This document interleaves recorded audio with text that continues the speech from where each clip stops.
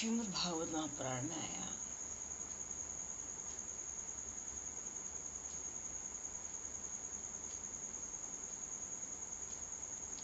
अच्छा, जब भगवान का अवतार होगा, कल की अवतार कलयुग में, कृष्ण वर्ण होगा, काले रंग का, पर उसमें नीलम की मड़ियों जैसी कांति निकलती रहेगी। अंगों की छटा भी उज्जवल मालूम पड़ेगी। वस्तुतः कृष्ण वर्ण होगा। सब अंग प्रत्यंग होंगे, कौस्तुभ मणि होगी, सुदर्शन होगा, अस्त्र शस्त्र सुगंध आदि जो पार्षद हैं सब भगवान भी अपना परिकर लेकर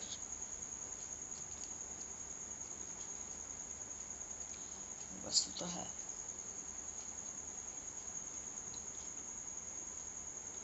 कलयुग में जो श्रेष्ठ बुद्धि संपन्न है, ऐसे यज्ञों से भगवान की उपासना करते हैं, जिनमें भगवान का नाम, भगवान के गुण, भगवान की लीला, इन्हीं का कीर्तन होता है, ही प्रदान होता है।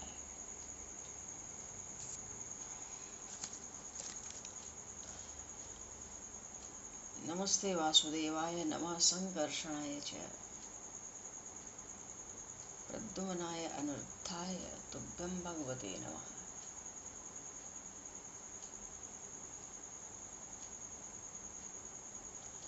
नारायणाय ऋषये पुरुषाय महात्मने, विश्वेश्वराय विश्वाय सर्वभूतात्मने नमः।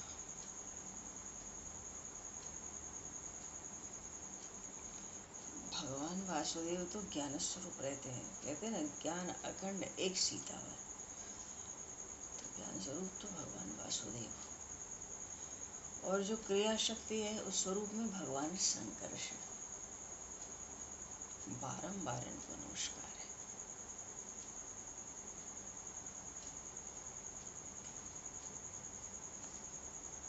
भरतखंड के, भारतवर्ष के जो मुख्य देवता हैं भगवान नरनारायण ही है, और देवर्षि नारद पुजारी हैं।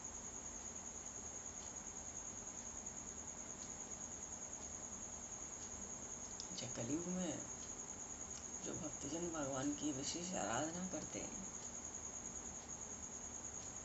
वो भगवान की स्तुति करते हैं। ऐसी स्तुति करते हैं, ये भागवत में लिखा है। ध्येयं सदा परिभवग् अभीष्टदोहं, तीर्थास्पदं शिव विरञ्चिनुतं शरण्यं, भृत्यार्तिहं प्रणतपाल भवाब्धिपूतं, वन्दे महापुरुष ते चरणारविन्दम्।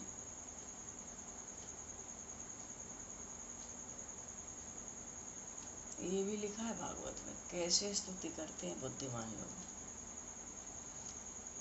हे प्रभु, आप शरणागत के रक्षक हैं।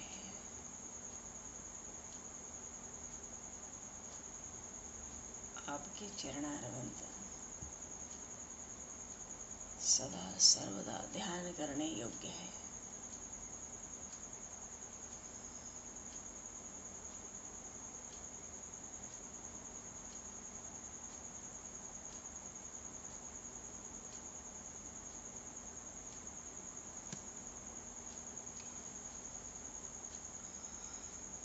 माया मोह के कारण होने वाली जो सांसारिक पराजय होती है, उसका अंत कर देते हैं।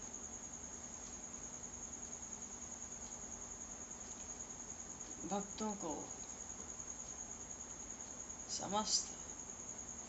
उनके समस्त मनोरथ, या कहें संपूर्ण अभिष्ट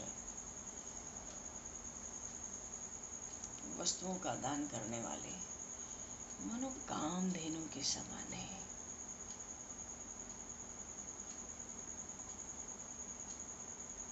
तीर्थों को भी तीर्थ बनाने वाले,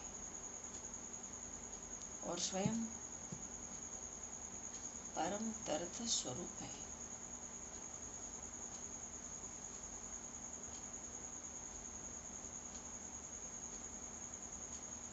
शिव ब्रह्मा आदि बड़े बड़े देवता उन्हें नमस्कार करते हैं। अब चाहे जो कोई उन चरणों की शरण आ जाए उसको स्वीकार कर लेते हैं। और जो सेवक आवे उसकी सब आरती, सब विपत्ति का नाश। और हे देव, संसार सागर से पार जाने के लिए जहाज है, ऐसे शरण कमलों की वंदना करता हूँ।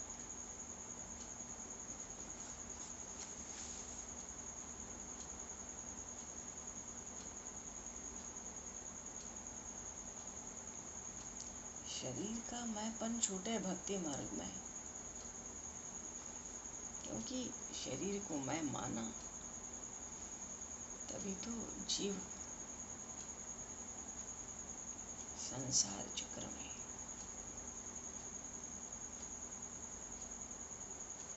अनादिकाल से भटक रहे। ऐसे में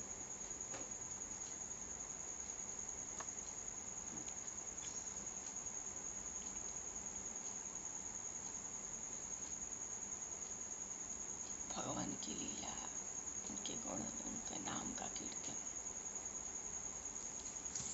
इससे बढ़कर कोई लाभ नहीं है।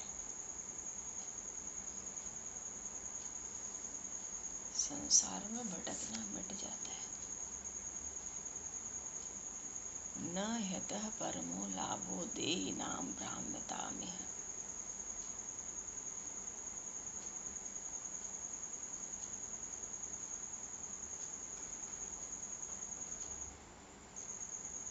यत्र संकीर्तनैनैव। कलयुग में केवल संकीर्तन से सारे स्वार्थ परमार्थ बन जाते हैं।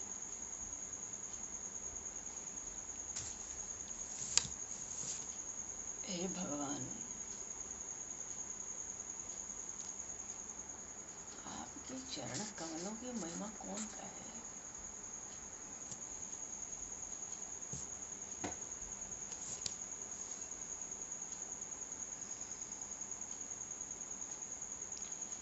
त्यक्त्वा सुदुस्त्य जसुरीप सीताराम जलक्ष्मीम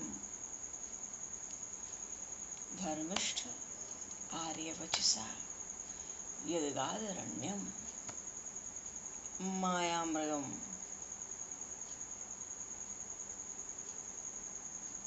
दयिते सितम मनमधावद वंदे महापुरुषते चरणारविंदम।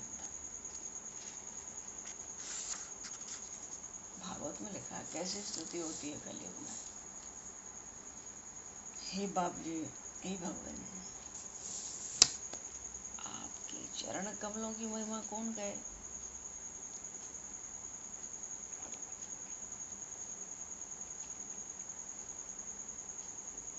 रामावतार में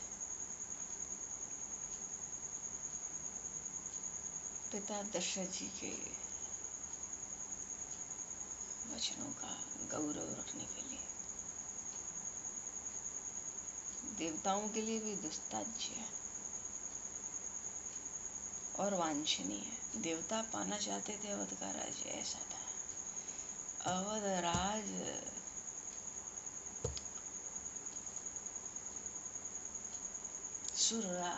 सुरराज ल जाएंगे। देवताओं की भी लार टपकती थी अवध का साम्राज्य देखकर। तो ऐसे राज्य लक्ष्मी को छोड़कर भगवान के चरण कमल वन वन घूमते फिरे।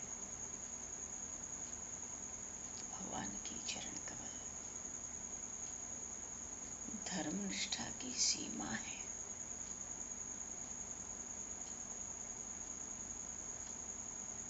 और हे देव, आप अपनी श्री सीता जी के चाहने पर जानबूझकर आपके चरण कमल माया मृग के पीछे दौड़ते रहे। उठे हर्ष सुर काज सवारन। हिरण को मारने कहाँ गए, मारना तो था ही, पर उठे किस लिए, मारने के लिए नहीं, देवताओं का काम बनाने के लिए। क्यों, रावण आ गया है पंचवटी में। तो गए तो श्री जानकी जी के कहने से, पर जो उठे वो देवताओं के लिए उठे। रावण का समय आ गया है। सुग्रीव को राज मिला, विभीषण को भी राज मिला, देवताओं के भी तो लोक बसने चाहिए। 14 भुवन 3 लोग, कोई तो स्वतंत्र नहीं रखा था रावण। तो उठे हर्ष सुर काज सवारन, बोले अब इसका भी नंबर आया।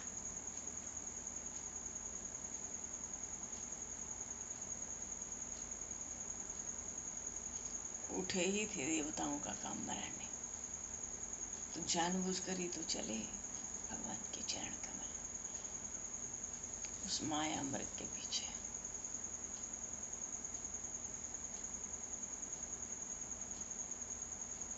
तो भगवान के चरण कमल तो प्रेम की भी सीमा हो गई ना।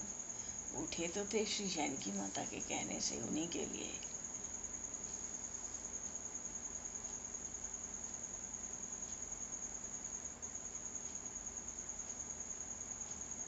ऐसे उन चरण कमलों की, चरणारविंदों की भक्तजन वंदना करते हैं।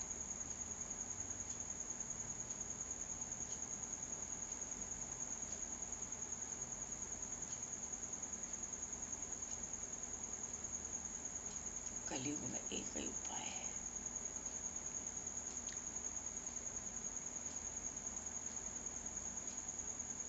देवर्षि भूतात्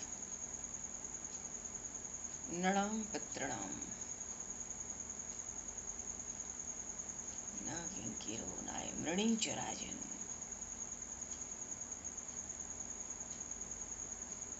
सर्वात्मनाय शरणं शरण्यं गतो मुकुंदं परिहत्य कर्तम्।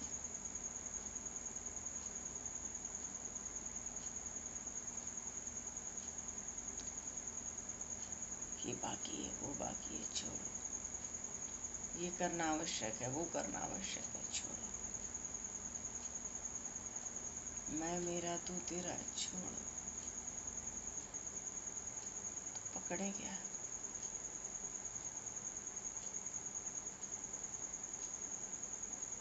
सर्वत्र संभाव से स्थित परमात्मा की शरण, क्योंकि वो शरणागत वत्सल है,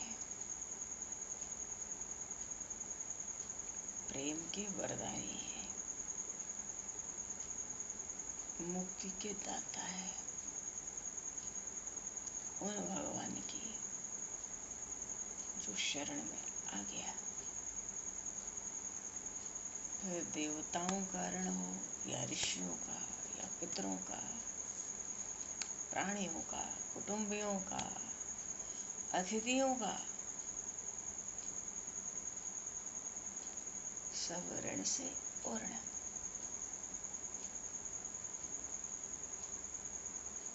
फिर वो किसी के अधीन थोड़े रहता है, किसी का सेवक थोड़ी रहता है।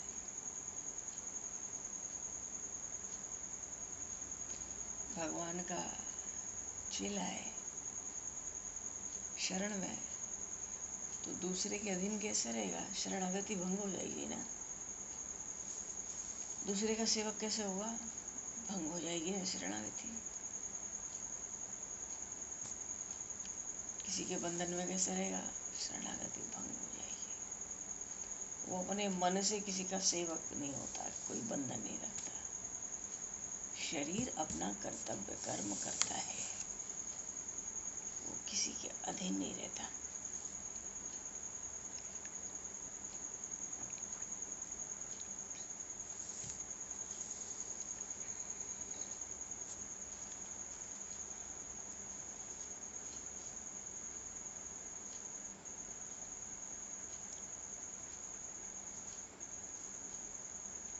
मेरा नेमी कहते हैं।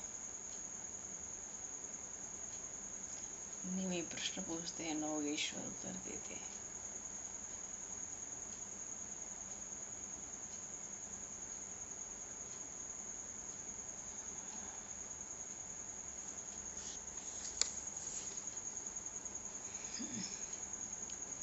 बोलिए भक्तवत्सल भगवान।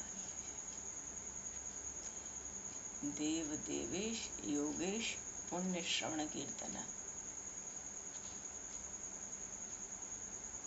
भगवान के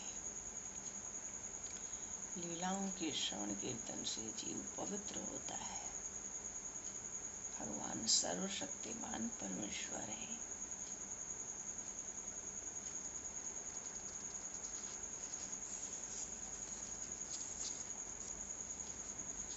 देखो ना, तब भी सारी द्वारिका का उपसंहार कर दिया खुद। मरो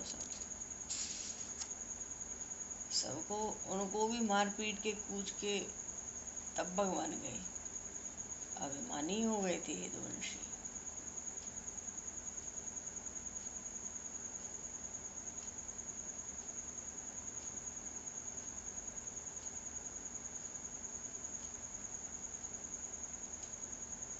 भगवान की चाल डाल मुस्कान चितवन हास प्रयास, उसका स्मरण कर करके जीव दुस्तर माया से पार हो जाते। भगवान देवकी सुता